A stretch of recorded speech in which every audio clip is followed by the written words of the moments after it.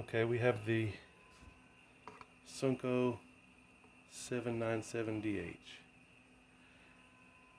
and apparently this thing is made to work differently than the rest of the line of spot welders for lithium-ion batteries, because it has this mechanism where it pulls from the bottom, and right now it usually goes up and stays there. It was, and I couldn't figure out why, but this is why. These springs push it back down here. They pull it up by pushing down there. You can see it. There they are. The spring went. They've got them kind of attached in there with silicone or something, and it's adjustable with some screws and a couple nuts, and there's two of them, one for each arm,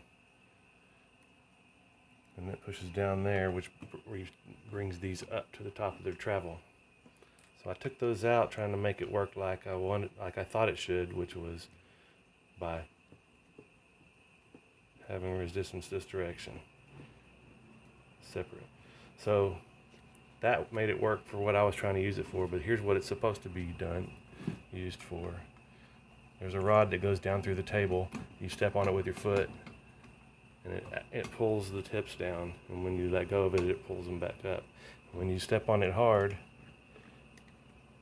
the switch is right there, and that arm pushes it. If you pull hard enough, you can hear it clicking. So that would make it weld just by stepping on the pedal. You line this up, bring it down, it's up, you put your batteries under there, you line them up, slowly bring it down with your foot, and it's touching, and then when you really step on it hard, it pulls harder here, but I still have my spring action adjustable with the knob.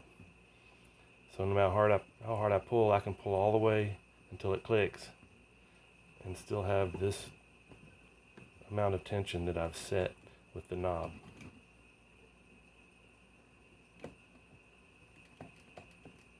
So that's how this one works.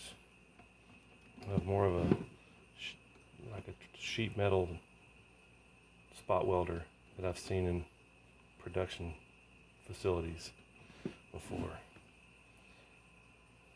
That's how it works.